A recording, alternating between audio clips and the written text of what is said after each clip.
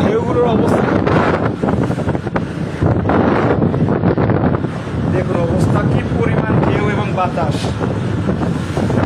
ইলিশা ঘাটে। এখন বৃষ্টিও চলে আসছে, প্রচুর ঢেউ। ঢেউয়ের অবস্থা দেখুন,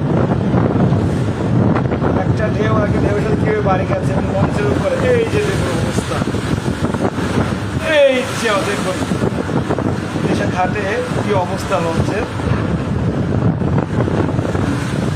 দেখুন ঝড়, প্রচুর ঝড় হইতেছে।